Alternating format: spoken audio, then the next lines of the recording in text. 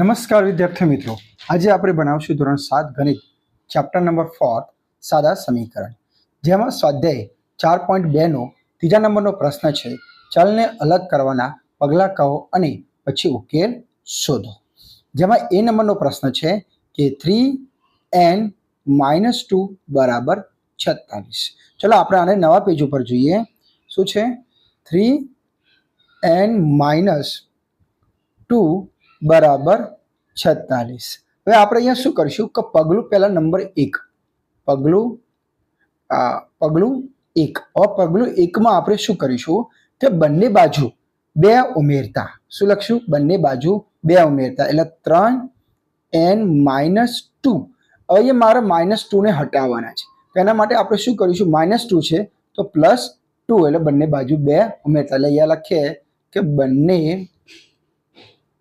બાજુ 2 ઉમેરતા. ઓકે, બરાબર 46 + 2 કરીશું. એટલે 3n - 2 છે તો 3n - +2 બરાબર 46 + 2 કરીશું. ચલો 3n, તો મેં અહીંયા 3n મૂકી દઉં. -2 + 2 શું થશે? 0 થશે, જે આપણે લખવાની જરૂર નથી. બરાબર શું આવે છે? 46 + 2 કેટલા થશે? 48. કેટલા થશે? 48 એટલે 48. अब પગલું નંબર 2. પગલું 2 શું કહે છે? પગલું નંબર 2 માં આપણે શું કરીશું? પગલું 2 માં કે બંને બાજુ 3 વડે ભાગતા. શું લખશું? પગલું 2 માં બંને વડે 3 વડે ભાગતા. તો આપણે નવા પેજ ઉપર જઈએ. 3n બરાબર 48. શું છે? 3n બરાબર 48. હવે બંને બાજુ શું? પગલું 2. અહીંયા લખ્યા આપણે પગલું 2. શું કહે છે પગલું 2 માં? બંને બાજુ 3n ભાગ્યા 3 બરાબર 48/3. આપણે લખીએ કે બંને બાજુ 3 વડે ભાગતા.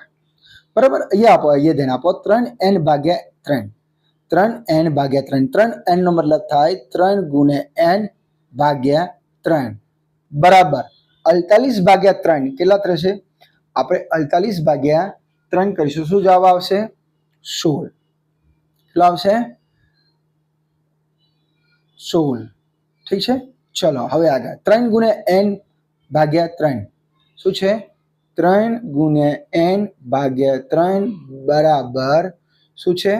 16.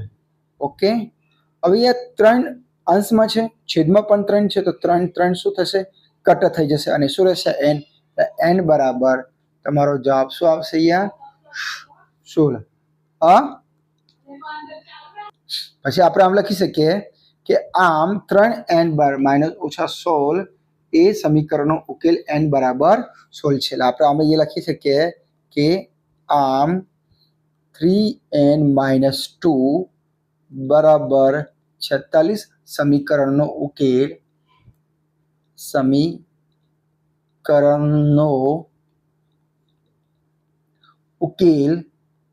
n બરાબર 16 છે. ઓકે, ચલો હવે બી નંબરનો પ્રશ્ન જોઈ લઈએ આપણે. ચલો બી નંબરનો પ્રશ્ન છે 5m + 7 બરાબર 17. શું છે? 5m + 7 બરાબર 17. તો અહીંયા આપણે પહેલા શું કરીશું? પગલું 1. પહેલા આપણે લખી દઈએ પગલું 1 માં શું કરીશું? બંને બાજુ 7 ને બાદ કરતા. આપણે શું લખીએ કે પગલું 1 માં શું લખીએ? બંને બાજુ 7 ને બાદ કરતા. કેમ? આપણે આ 7 ને ડાબી બાજુ હટાવવાનો છે, તો 5m + 7 છે. આ આખું સમીકરણ આપણે મૂકી દઈશું. પછી -7 બરાબર 17 - 7. તમે ડાબી બાજુ 7 ને માઇનસ કરો તો જમણી બાજુ પણ 7 ને માઇનસ કરવા પડે. તો 5m + 7 + -7 શું થશે? 0. તો મેં 0 મૂકતો નથી. બરાબર 17 માંથી 7 જાય તો શું જવાબ આવશે તમારે? 10. હવે પગલું 2. પગલું 2. પગલું 2 માં શું છે કે અહીંયા 5 એમ છે, તો 5 ને કઈ સંખ્યા વડે તમે ભાગો કે જેના લીધે મારા અહીંયા એમ એકલો રહે, તો 5 ને 5 વડે ભાગો. તો અહીંયા આપણે લખી શકીએ કે બંને બાજુ 5 વડે ભાગતા, બંને બાજુ 5 વડે ભાગતા. ચલો નવા પેજ ઉપર જઈએ. 5m બરાબર 10, એટલે બંને બાજુ 5 વડે. 5m નો મતલબ શું થાય? 5 ગુણ્યા m ભાગ્યા 5 બરાબર 10 ભાગ્યા 5. અંશમાં 5 છે, છેદમાં 5 છે, કટ થઈ જશે. અહીંયા m રહ્યો. 10 ભાગ્યા 5 કેટલે થશે? 5 દુની 10, એટલે 2 જવાબ આવશે. એટલે m બરાબર શું જવાબ આવશે? 2 જવાબ આવશે. આપણે આમ લખી શકીએ પછી કે આમ 5m વત્તા 7 બરાબર 17 બરાબર એ સમીકરણનો ઉકેલ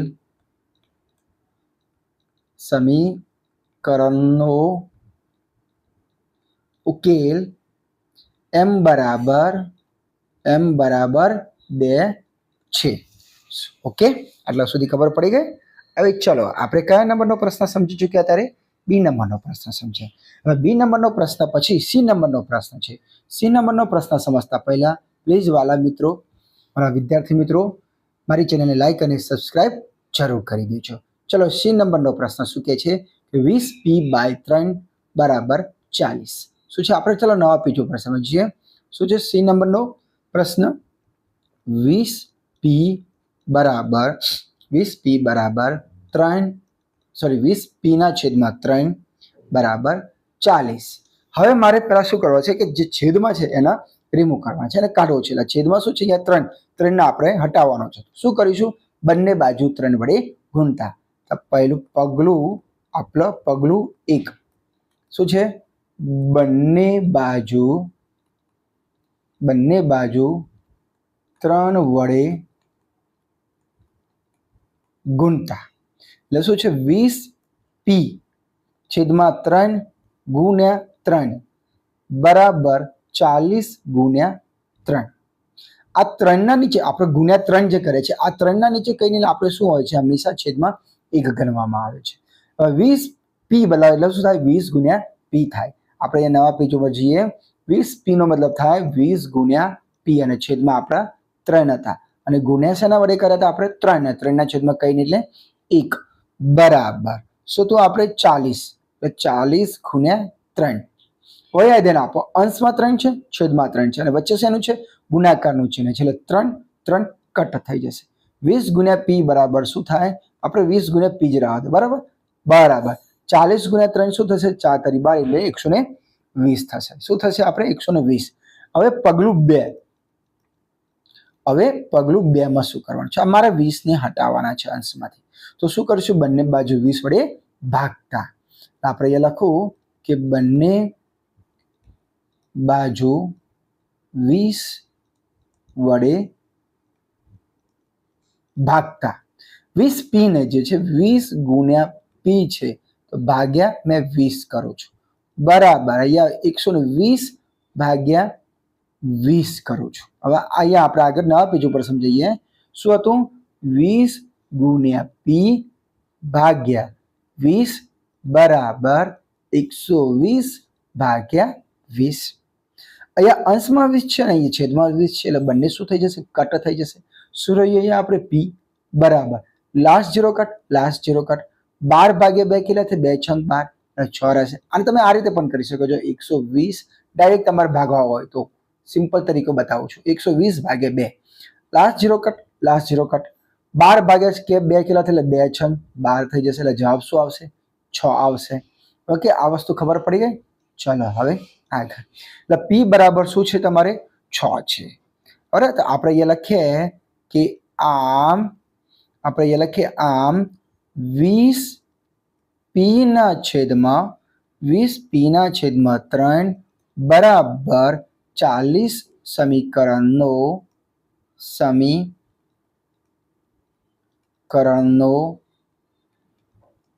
ઉકેલ p પી બરાબર 6 છે. પી બરાબર શું છે?